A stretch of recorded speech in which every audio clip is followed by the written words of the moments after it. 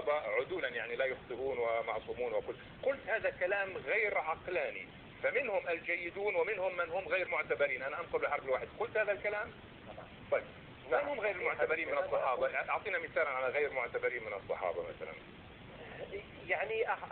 يعني أتحدث عن الصحابي الذي ارتكب بعض الأمور من الأخطاء وكذا، أنه ليس معتبر فيما يتعلق بنقل السنة، بنقل الحديث. أنا سأتي إلى نقطة بمعنى حينما أقول مثال سيد إدريس، من مثلا هم الصحابة كثيرون، من منهم مثلا؟ كثير من الصحابة الذين أنا شخصيا لا أثق في مواقفهم الفقهية مثل مين؟ مثل مين من الصحابة؟ مثل من يعني؟ والله كل من له من يعني أنا عندي معيار. كل من وقف موقفا سلبيا من الإمام علي فهو ليس معتبر عندي. مثل مين؟ يعني أنا أريد أسمع منك، يعني أثبتهم مثل مين يعني؟ أنا لا. والله لو أثبت أخي الذاكرة يعني أن تذكر واحدة من الصحابة وقف لا حاضر عندي، ولكن أيضا أنا أتفهم واقع الأمة المعاصر. في ناس يدينون ويقدسون هذه الشخصيات وأنا أتفهمهم، ولذلك أنا أتفهم وأعتبرهم مسلمين أيضا، وأعتبرهم من رموز التاريخ الإسلامي، ولكن وقعوا في هذا الخطأ. فأنا حينما أختار بين شخص وشخص لا أقدم أحدا على الإمام علي في عصره. طب هل إذا أنت في هذه الحالة ممن يرفضون الترضي على الصحابة، يعني القول يعني رضي الله عنهم؟ لا. عندنا لو كنا نريد أن نأخذ بأسباب العلم، عندنا عموم استغراقي ويعني ونوع من ومجموعي. حينما أقول رضي الله عنهم جميعا، القرآن نفسه قال رضي الله عنهم جميعا، ولكن قد منهم. فأنا لا أتحدث عن شخص وإنما أتحدث بالجملة. نعم، لأن آية الرضوان نزلت على الذين رضي الله عنهم، وكان منهم رأس نقاش أيضا. دعني أنا أذكر لك بعض الأسماء. هل من شأنك أن تترضى على عمر مثلا بن الخطاب؟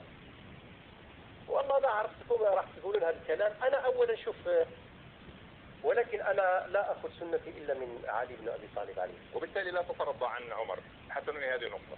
لا، يعني أنا في الحقيقة تريد أبوح لك وأقول لك بكل صراحة، والله أنا قد حاولت أن أكون طبيعي في هذا الموضوع، ولكن لحد الآن موضوع فاطمة الزهراء وعلاقتها ما يسمح لي نفسيا يعني، وبالتالي أنا أحترم وابتعد، لا أريد أن أتحدث، وهذا حق الإسلامي. يعني أنا لو كنت لا أعرف هذه الأسماء ليس عيبا في العقيدة الإسلامية. طيب، فأهم شيء أنا مطالب باتباع أهل البيت وليس باتباع غيرهم.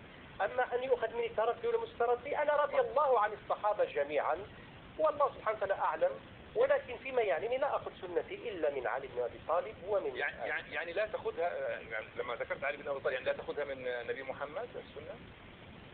طبعا، لأنهم هم المؤمنون، هم سفينة النجاة. من هذا السبب، لأن لو لم يعظمهم الرسول لما عظمتهم، أنا لما أعرفهم. ولكن في إحدى المداخلات يعني عمن يحق له نقل السنة، من يحق له نقل السنة باعتقادي؟ هم أهل البيت فقط. تركت فيكم ما إن تمسكتم به لن تضلوا بعد كتاب الله وعترة أهل بيتي فإنهم لن يختلفا حتى يرد علي الحوض. نقول كتاب الله وسنته. نعم، يعني كتاب الله وسنته التي نقلها من ينقل السنة؟ يعني هذا تخصيص ما يخالف. سنة محمد من يأخذها؟ هل سينقلها لمعاوية ويزيد؟ من ينقل لي السنة؟ أنت أسألك من ينقل السنة؟ أهل البيت. يعني أعطيني شخص غير علي مثلا. من أنا مأمور بكل، لا يعني حتى الذي يوالي عليا فهو يأخذ طريقه عن طريق هؤلاء. طيب، يعني حينما أقول السنة اليوم، السنة تؤخذ عن فلان وفلان وفلان، فأنا أخذ عن هؤلاء جميعا إذا ما تعارضوا مع نقل كذا، ولكن كل ما له أصل طيب من أهل البيت هو السنة بالنسبة لي، والآخرون أيضا سنة بما يوالون. ما يجيني واحد يعني عدو أهل البيت وأخذ منه السنة أبدا. يعني أنت هذا معيارك، يعني إذا كان عدو أهل البيت لا تأخذ منهم. نقطة على الصدر. نعم، عدو أهل البيت معتدي على أهل البيت قاتل في أهل البيت لا أخذ منهم السنة وهم مجرمون في نظري. طيب سيد إدريس، أنت ترى